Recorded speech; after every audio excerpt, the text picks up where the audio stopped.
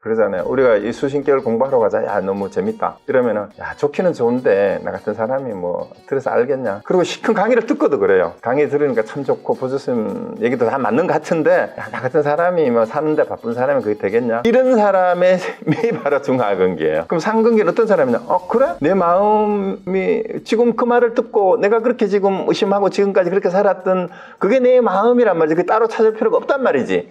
하고 거기서 한 생각 딱 돌리면,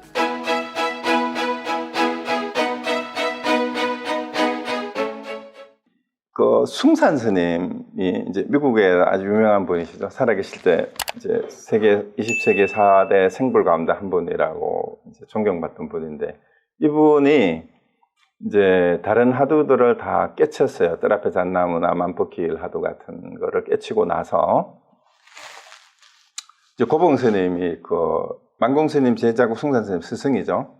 만공 스님 그 밑에 고봉 스님 그다음 숭산 스님인데, 이제 고봉 스님이 이게 무슨 뜻이냐라고 일러라 하니까 이제 숭산 스님이 대답을 하니까 고봉 스님이 아니다 하고 틀렸다라고 계속 얘기를 했대요.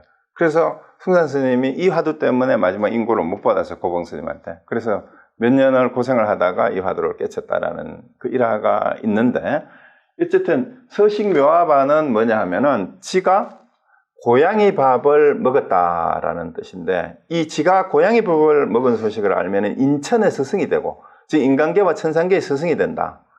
그리고 밑에 반기 이파는 이게 밥그릇이라는 뜻이요. 지가 고양이 밥을 먹었는데 이 밥그릇이 깨진 소식을 알면은 불조의 스승이 된다. 부처와 조사의 스승이 된다라는 이런 얘기가 전해지는 본문입니다. 근데 이게 오늘 내용하고 아주 관계가 있어요. 그래서 인간과 천상의 스승이 된다라는 말이 본문에도 마지막에 나왔는데, 자, 인간 세계와 천상계는 아직 중생계예요. 근데 그게 스승이라는 말에 이들을 이끌 수 있는 스승이 된다는 건데, 야, 여기서 지가 고양이 밥을 먹었다. 이게 무슨 뜻일까요? 그냥 상식적으로 생각해 보세요. 고양이 밥이 뭐예요? 고양이 밥이? 고양이가 뭘 먹어요? 요즘은 사료 먹어요? 고양이가 제일 좋아하는 게 뭡니까? 지죠, 지? 그러면 지가 고양이 밥이 곧 뭐예요? 고양이 밥이? 그거 대답해 보세요. 고양이 밥이 지죠, 고양이 밥이. 예, 고양이 밥이 지면, 그러면 이게 문장이 어떻게 돼요? 지가 지를 먹었다라는 건데, 자, 자기가 자기를 먹어버렸어요. 그러면 인천의 스승이 된다 그랬습니다. 사람과 하늘 천상계의 인간이 된다 그랬는데, 이게 무슨 뜻인가요? 여러분 한번 생각해 보세요. 자, 내가 나를 먹었다. 자, 아까 나르시소스 얘기를 했죠. 나르시소스를 얘기를 하면서 이제 연못에 비친 자기의 얼굴을 보고 그 얼굴을 찾으려고 연못속에 뛰어들어서 결국 죽었다 그랬잖아. 근데 지가 지를 먹으면 어떻게 돼요? 자기가 자기를 잡아먹었어. 지가 고양이 밥을 먹었다는, 자기가 자기를 먹었다는 이게 무슨 뜻일까? 이게 무슨 뜻일까? 이걸 한번 생각해 보세요. 근데 이것을 몰라서 숭산 스님도 몇 년을 제대로 인가를 못 받았다라는 그 화두예요. 그런데 그 다음에 하두는 더 이제 밥그릇이 깨졌다라는 얘기예요. 밥그릇이. 뭔 밥그릇이에요? 고양이 밥그릇이겠죠? 자, 그러면 여기서 일단 주어가 지인데, 우리가 지혜, 내가 지야. 내가 지인데, 내가 고양이 밥인 나를 먹었어요. 그럼 인천의 스승이 된다. 그랬는데 밥그릇이 이미 깨졌다라는 소식을 알면은 불조의 스승이 된다. 부처와 조사의 스승이 된다라고 얘기한 것은 이제 표현을 그렇게 했지만 이게 완전한 부처가 된다라는 그 얘기겠죠. 그럼 여기서 밥그릇이 뭘까요? 밥그릇은? 자, 여기서 지가 고양이 밥이고 이걸 나로 바꾸면 어떻게 돼요? 이 밥그릇은 뭐가 될까요? 나를 담고 있는 그릇. 내가 고양이 밥이니까, 그죠? 그럼 이걸 깨면, 이게 이미 깨졌다라는 걸 알면, 이게 어떻게 될까요? 이게 깨졌다라는 게 뭔 뜻일까요? 자기 한계 뭐 그런 것일 수도 있겠죠. 그 다음에 자기의 틀, 고정관념 그런 것일 수도 있고. 그래서 이미 깨졌다라는 말이 더 중요해요, 또 그러면. 이게 원래 나라고 하는 것이, 나를 둘러싸고 있는 나의 한계. 여러분들은, 우리는 해탈한다 그러잖아요, 해탈. 그러니까 옛날에 그 선문답에 그 얘기는 너무 비슷한 유사한 얘기가 너무 많잖아요. 저를 해탈하도록 하여 주십시오. 이렇게 조사 스님에게 물으니까 하기니 그 스님이 그랬다 그러잖아요. 누가 너를 속박했더냐? 누가 너를 속박하였더냐? 네가 어디에 매여 있길래 너를 풀어달라고 하냐면 해탈이라는 말이 풀어달라는 말이잖아. 그죠? 대자유 해탈이라는 말은 그러니까 나를 해탈시켜 주십시오. 해탈하게 해달라. 누가 너를 묶었더냐? 자기를 묶고 있는 건 자기 스스로예요. 자기 스스로 그 중에 자기 생각이죠. 그러니까 오늘 네 번째 질문의 제목이 뭐였어요? 어떤 방편을 써야 한 생각의 기틀을 돌려. 이 생각의 기틀이 바로 자기를 가두고 있는 그릇이에요. 자기 그릇이 자기 그릇. 그러니까 여기서 상상근기니 중하근기니 질문이 그렇게 나왔잖아요.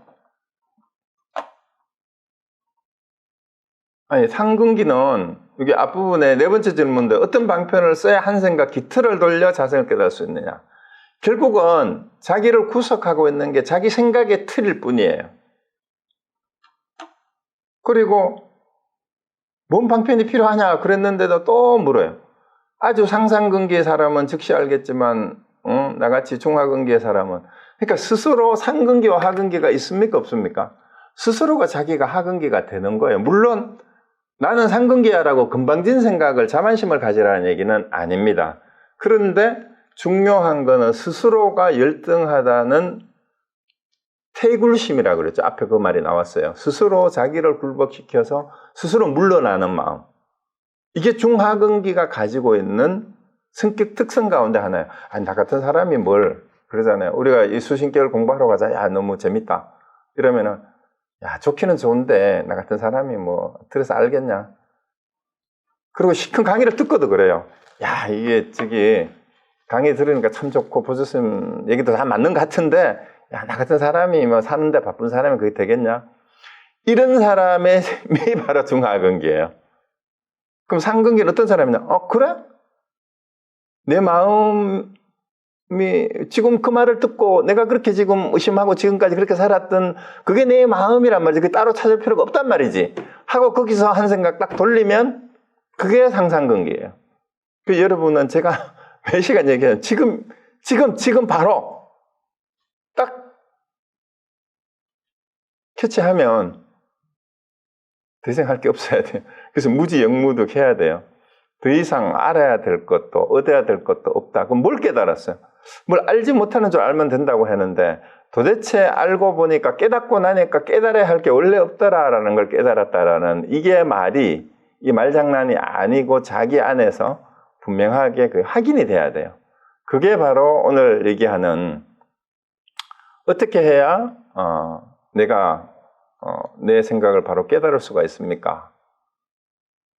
그리고 이 미혹한 사람들이 깨닫지 못하는 이유가 자기 스스로가 자기 틀 안에, 자기 그릇 안에, 자기 밥그릇 안에 자기 스스로를 버리지를 못해요. 자기를 버리고 자기를 죽이지를 못해요. 그 자기를 죽인다라는 말은 뭐예요? 가짜거든. 그러니까 나르시시스가 연못에 빠져 죽는 거는 연못에 비친 상이 진짜가 여기 있는데 바보같이 자기가 누구하고 사랑에 빠졌어요?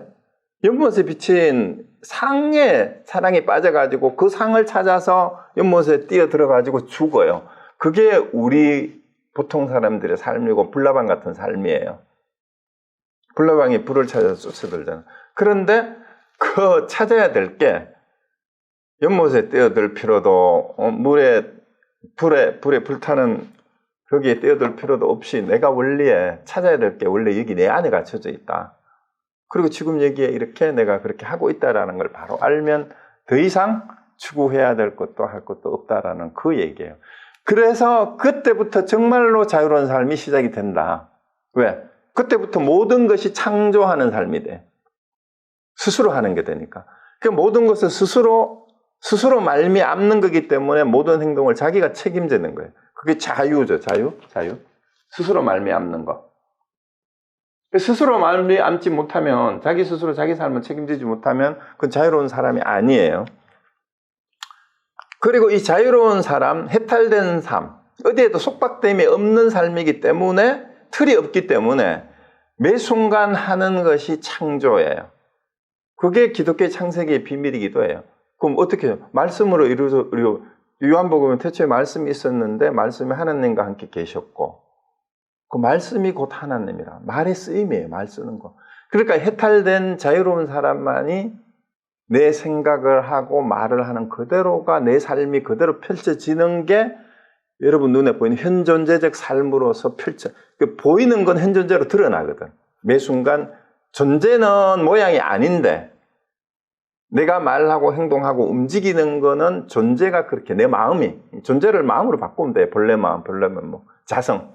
그게 그렇게 하고 있는데 그건 매 순간 찰나생 찰나멸로 그렇게 진행되고 있는 건데 그걸 고정된 관념으로 틀을 가지고 보면 그게 존재자의 이해예요. 우리가 일상적으로 하는 인과적인 이해. 항상 시공간을 가지고 비교를 하는 거죠. 근데 그것만 딱 버리고 나면 매 순간의 삶이 그냥 펼쳐질 뿐. 그래서 오직 모를 뿐은 안다 모른다의 모른다라는 얘기가 아니에요. 오직 모를 뿐 하니까 뭐 나는 몰라. 그게 오직 모를 뿐이 아닙니다. 안다 모른다 하고 관계없는 그냥 몰라요. 이 몰라는 저주가 계획의 불성이 있습니까? 한 데서 무가 없다는 뜻하고 아무 관계가 없는 무하고 똑같은 거예요. 그래서 여러분 오직 모를 뿐. 그게 단지 불하면 시직견성이라. 다만 알지 못하는 줄 알면 그것이 곧 견성이다. 그래서 무엇을 도대체 알지 못한다는 말인가? 답답하죠? 그걸 아시면 되는데 오늘 보조국사의 수신결의 내용에 그 답이 다 있고 제가 수차례 말씀을 드렸는데 그래도 저는 또 안 돼요? 그러면은 중앙근기의 사람은 의욕이 없지 않으니 다시 방편을 말씀해서 미혹한 사람을 깨닫게 해주십시오. 할 수 없어요. 그거 어떻게 해야 돼요? 점차로 해야 돼요. 점차로 해야 돼. 그게 안 되면 오늘 도노를 못했으면 그럼 어떻게 해야 돼요? 그럼 포기하고 아무것도 안 하면은 그게 그냥 깨달음의 삶이 그냥 펼쳐지냐? 그건 아니죠. 포기를 한다라는 건 그런 의미가 아니고 그러면 더 이상 닦을 게 없다라는 거는 이제 매 순간 현존재적으로 자기가 살 수 있을 때 그 얘기가 하는 거고 그렇게 안 되는 사람은 어떻게 해야 돼요? 역시 또 계속 해야 돼요. 계속 노력하셔야 됩니다. 계속 연습해야 돼요. 어쩔 수 없습니다. 그래서 확철되어 하지 못했거든.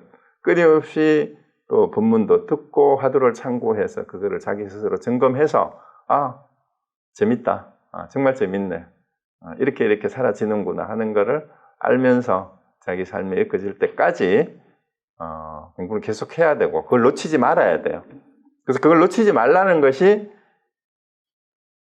현실 속에서의 수행자는 보통 사람들하고 마찬가지로 우리 보조국사가 얘기했듯이 우리 생활 속에서 우리의 욕망과 습기가 그냥 남아있기 때문에 깨달은 마음으로 그걸 기준으로 해서 끊임없이 자기 생활이 깨달음에 어긋나지 않도록 계속 해 나가야 된다라는 게 보조국사가 말하는 도노 후 점수예요.